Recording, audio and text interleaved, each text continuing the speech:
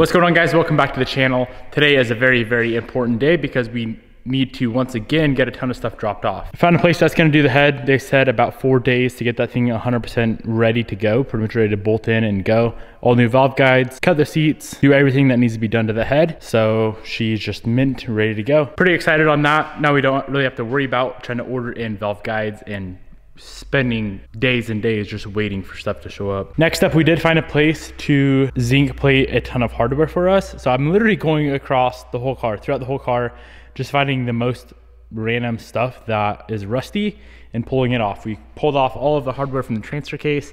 We still need to get the T case cleaned up, but we pulled all the hardware. So that's gonna be coated. All the subframe hardware, motor mount hardware, hardware that was on the power steering, of course, everything for the suspension and the subframe. All that there is like the tensioner and pulleys for the serpentine belt, transmission hardware, everything that you could think of. Say if we bring 1 bolt in versus 100 bolts or 500 bolts, it's all the same price. So that's how I'm trying to do everything. $100 for 1 batch. It's pretty freaking cheap, but I might as well take advantage of it and just coat everything. So that's what we're up to right now. I'm gonna get all of these bolts pulled out, get them cleaned up, probably sandblast the rust that some of them have, and then we can run in, drop the head off, drop the bolts off, come back to the shop and get back to work.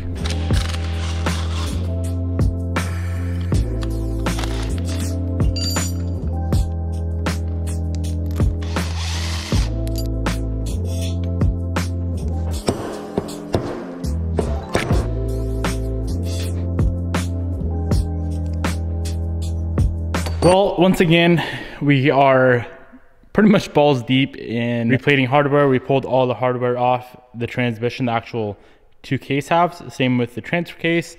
We pulled out the shifter levers and all that good stuff. So I am piling this box full of hardware. I'm trying to take photos along the way because we can't really separate them out. Each batch is $100. So say if we did a batch for the transfer versus the trans, that'd be 200 bucks. So it would be like thousands of dollars if we had everything separated. So I'm just trying to take photos along the way, but I got a nice little system set up here. So we got our basket and we're gonna take all of our greasy, oily hardware, throw it in our nice little basket. So all the stuff right here is for the power steering pump. And then we're gonna bring her over here and run her through the gasoline bin. Pretty high tech setup we have. Do a little dunk in there, a little soak action, break away some of that oil and grease. And then you grab your brush, brush them up, make them all nice and beautiful. Throw them in the wash bay. Grab your pressure washer.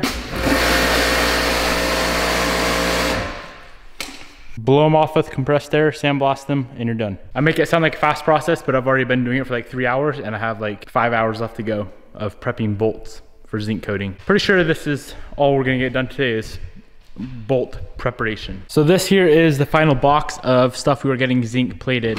There's probably, I don't know, 150 bolts maybe. And then coolant pipe, some other brackets and whatnot that were in the engine bay for like the wiring harness, shifter cable bracket, just pretty much everything that is supposed to be zinc coated. We did a sandblast on the glass bead and we're gonna have all that coated. Super excited to have all that done. Should look pretty nice. So let's go run in, drop off the cylinder head with the valves and drop off that box at the zinc coater and come back to the shop.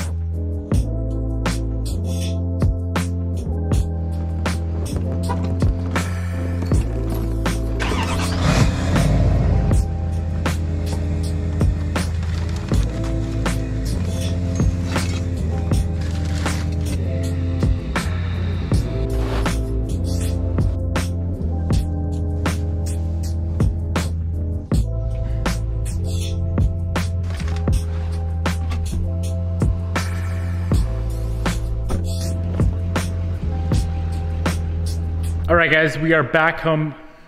We're back in the shop now. And I've kind of been tearing some more stuff apart just on the side, not really filming anything. I ended up tearing apart the entire power steering pump and I never knew these things were so complicated.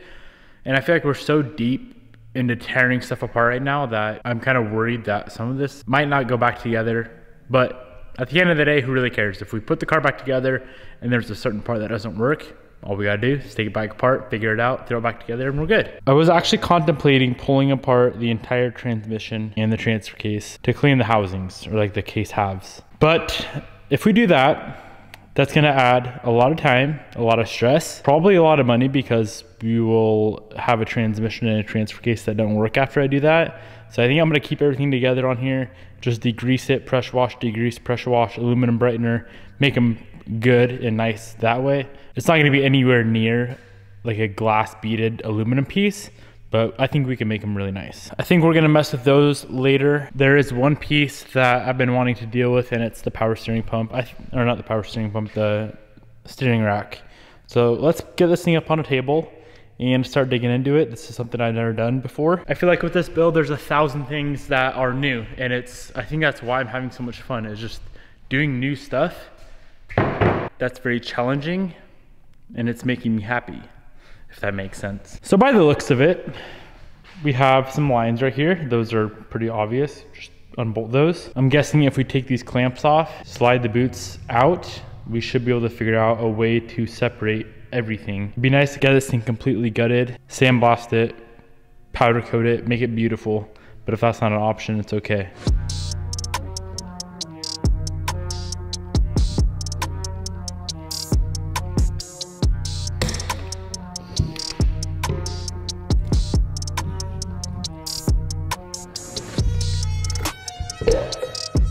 I'm not really seeing a way that this is gonna come apart. So scrap that idea.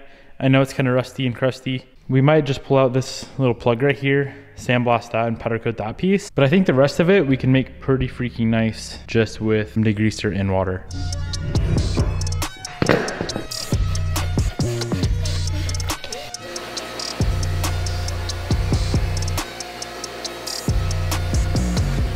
So this is as nice as we were able to get it with just degreaser. There is one more product that I'm gonna use on it. I don't have any here. So I'm gonna run to Napa and grab some. I'll show you guys what it is when I get back. Back in the day, I used to use this right here. It's Eagle One Mag Wheel Cleaner. And I thought Napa had it because it shows online. But they came out with this new, apparently new and improved design. That probably means that it's not gonna be quite as good as the old stuff. Usually how that works. But the guys at Napa also recommended Napa Aluminum Brightener. So I'm gonna try these two products, see what one is actually gonna work for us. If neither work, we're gonna have to figure out where we can get this OG mag wheel cleaner. That stuff works so good on aluminum, but let's give these guys right here a shot.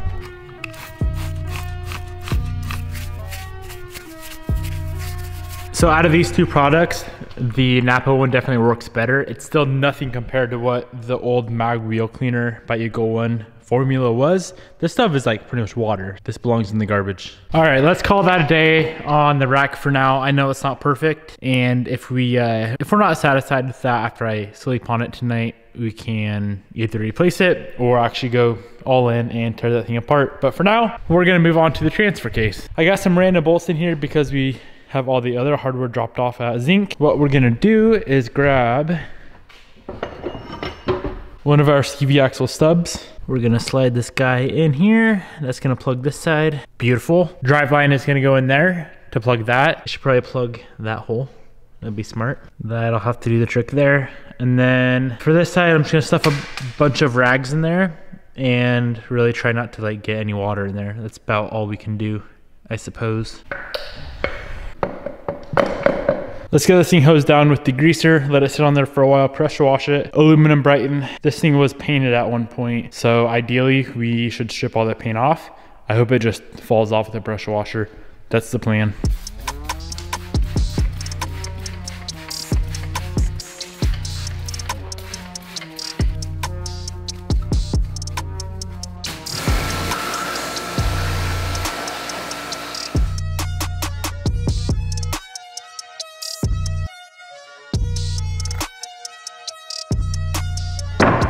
I guess we're gonna pull apart the freaking transfer case. That thing is hideous. And it's gonna be fun anyway. I have no clue what I'm doing. I've never pulled apart a transfer case or transmission or anything like that. It's gonna be kind of fun. I wanna learn. So let's tear into this thing, see what we can do. We pretty much already have all the bolts out. So what I'm thinking is this black part is gonna slide off. The silver part is gonna slide off. This case is gonna slide off. We're gonna pull out the guts of the transfer and we're gonna look at it and see how nice and cool it is. Hopefully we don't destroy it.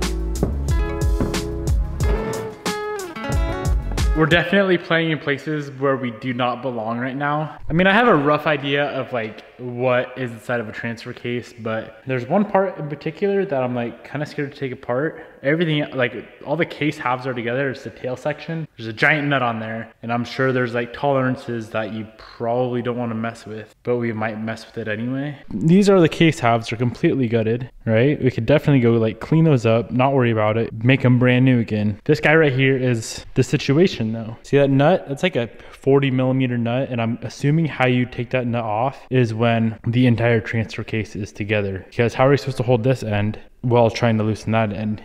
You'd have to hold that by hand. Yeah, I don't know. Here's what we got going on. We put the transfer case back together, connected it to the tranny, connected it to the drive line, and then we loosened that nut. And I thought that nut was gonna be really tight, and it was actually like kind of loose, surprisingly. So the nut is loose, as you can see. Okay, cool.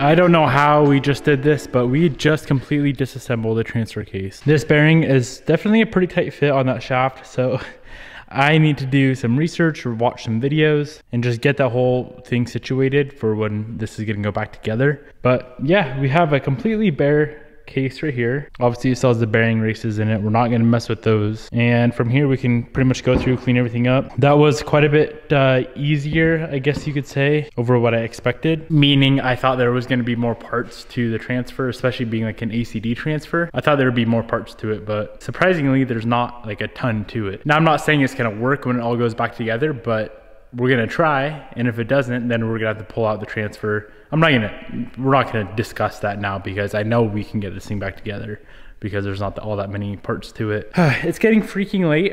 It's 8 p.m. and I still have to go to the gym, but I wanna work. I wanna just keep working. So what I wanna do is I wanna see how clean we can get this thing. I'm gonna let it soak in that gas bucket for a while, try to get all this grease off of here. And then I'm going to mask it off really, really nicely, really good. Run her through the sandblaster with the glass bead, get all this nasty yellow, gold, whatever color paint this is that's all flaking off, and then see how good it looks.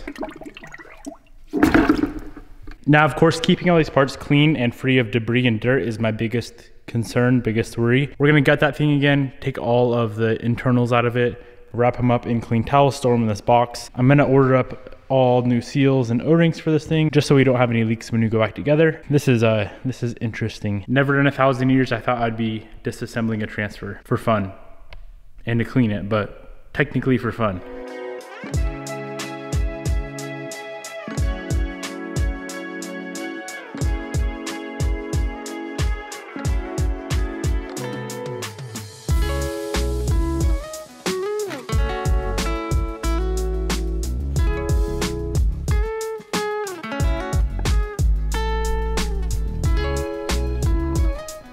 Oh wow, look at that, guys. The paint is just falling right off in the gasoline. So not only are we cleaning the part right now, we're also stripping the paint, which means we may not have to run it through the sandblaster after all, which just kind of stresses me out because it'd be so much masking work, but they would look very nice at the same time. But if we could make them like 90% without the risk of sand getting in there, I think that's a better option. Well guys, I caved and I went and glass beaded it. Why make it a 9 out of 10 when you can make it a 10 out of 10? Let's do a little side by side. There's a before and there's an after. Wow. I feel like we haven't really got anything done today, so I'm gonna pick this video back up tomorrow. I don't wanna upload bunk content, bunk videos where we just clean bolts and clean stuff all day. So I'll see you guys tomorrow. What up guys? Next morning. All right, here's the scoop. We have a little predicament. I did a ton of reading last night. I'm gonna need some of your guys' help because I know some people in here are smart. Before we discuss that, let's finish up cleaning the entire transfer case. So all of the housings and whatnot, everything that you're gonna see from the outside, all that is gonna be glass beaded. Let's get that out of the way and then we can have a talk.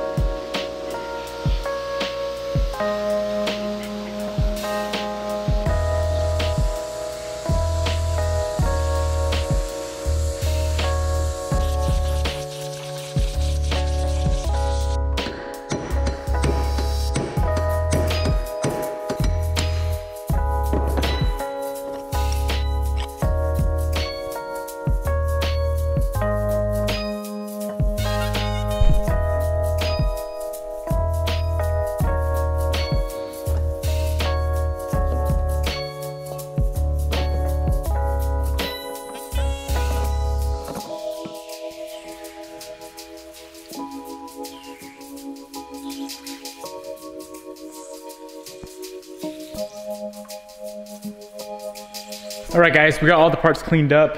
We spent a very, very long time glass beating everything and then more importantly, cleaning everything out afterwards.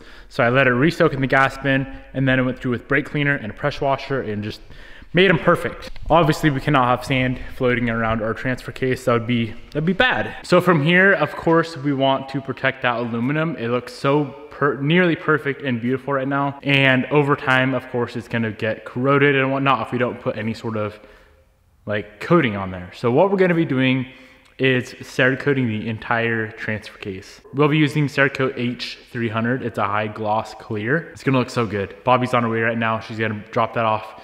But before she gets here and we move on to coating, I need some of your guys' help. If no one here can kind of assist me along this process, I'm gonna have to find a local transmission shop to like kind of help me out. So this is the way I understand it. We got the differential. The differential is set in between the bearings using shims behind the bearing races, correct? So we don't have to deal with any of that. We are not pulling the races out of the cases at all. We're good there. The problem that we have is that, remember that giant nut on the pinion that's coming out of the tail end of the transfer? That whole pinion assembly needs to be set at a specific amount of drag, like bearing drag, bearing tightness, whatnot. And I cannot figure out anywhere online what that drag is supposed to be, how to measure it, how to set it. Some people online were saying just count the amount of turns the nut came off, put it back on in the same spot, you'll be good.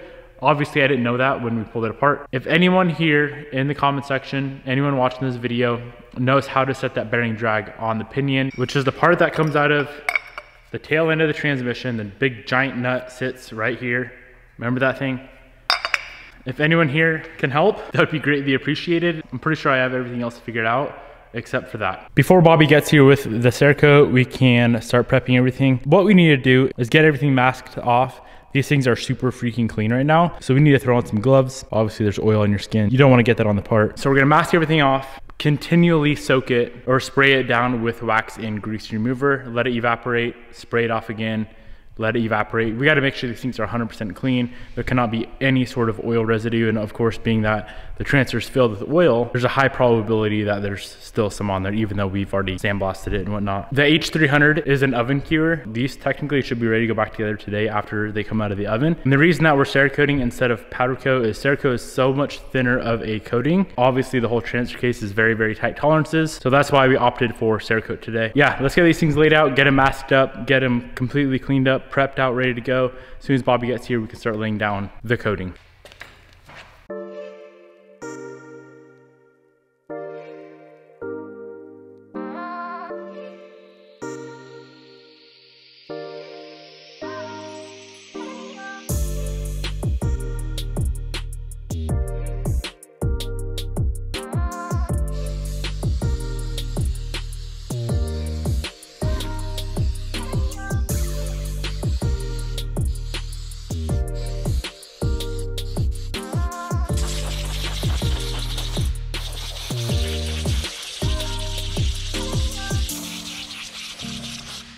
Hello, yank my car.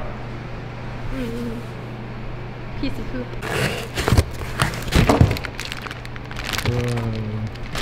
So this is pretty much everything that we're gonna need. We're not gonna do this right now, we're gonna do that later on. Can't fit in the oven with everything else. So we have the H300 High Gloss Armor Clear, the catalyst for the Cerakote. We have a little HVLP gun, a little detail touch-up spray gun with a 0.8mm tip. We have a mixing cup and we have a scale as well. So this goes 18 to 1, so 18 parts of this to 1 part of that.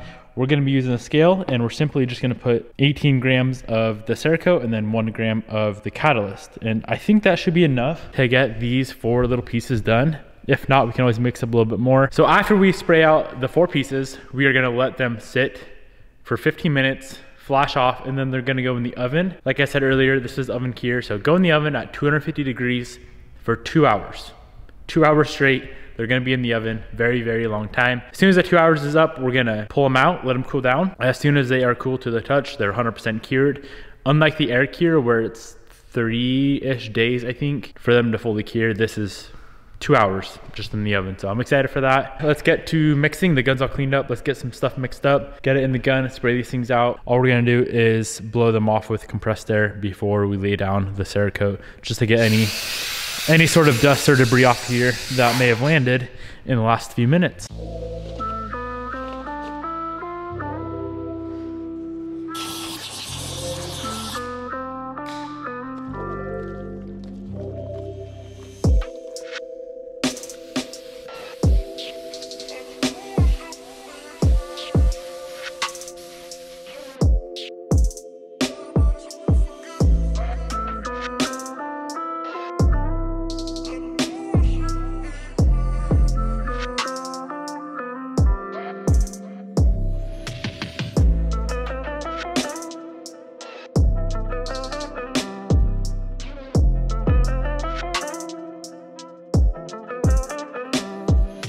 All right, so we got everything sprayed out. Like I said, 15 minutes flash time, and then oven 2 hours, 250 degrees.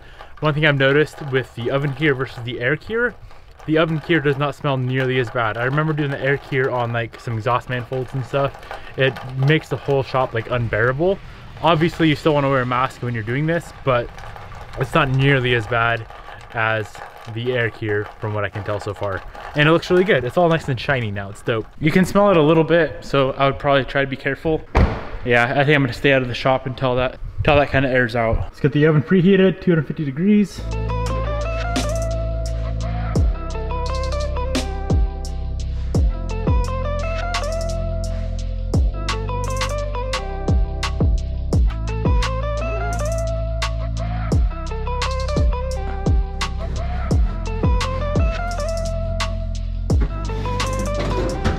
We ended up mixing 32 grams total of the Cerakote to 2 grams of the catalyst, and honestly that was quite a bit too much. We probably could have got away with just 18 grams and 1 gram. That stuff goes so far, it's insane. 18 grams is just a little bit, and it definitely, pretty sure it would have covered all those pieces just fine.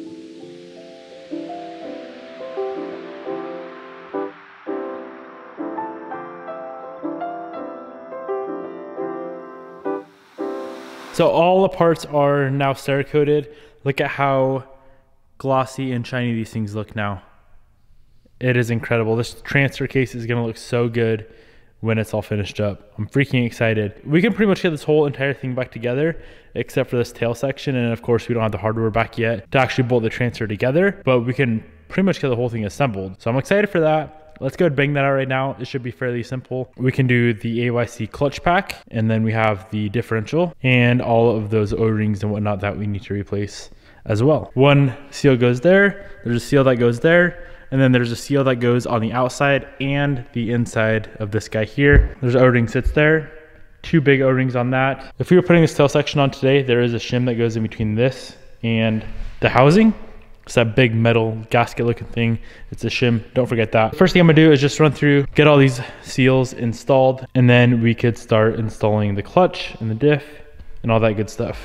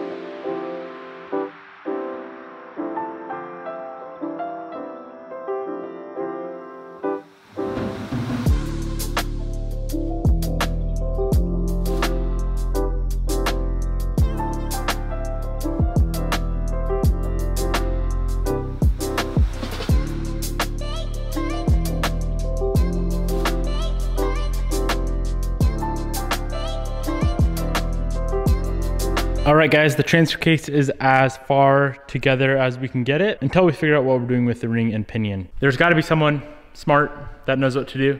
So if that smart person's watching, please drop a comment below. That'd be sick. Look at how good it turned out. That Cerakote definitely added a nice shine to it. It looks pretty much like a brand new transfer case now.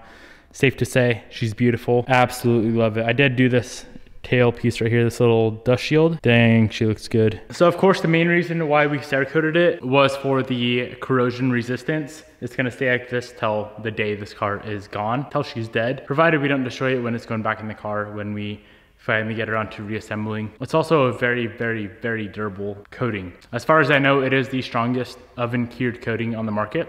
So that should tell you something. When you're spraying it out, you want to be around 0.25 to half mil thick, and a mil is 1/1000th of an inch, so that should give you a rough idea of how thin this coating actually goes on. Cerakote does offer a ton of different colors as well. Of course, we didn't want to do any crazy colors on the transfer. I know they offer black and red and bronze. If you guys want any sort of Cerakote, oven cure or air cure, I'll have them linked down in the description box below. That was a fun project, time consuming but fun. I feel like we learned a lot.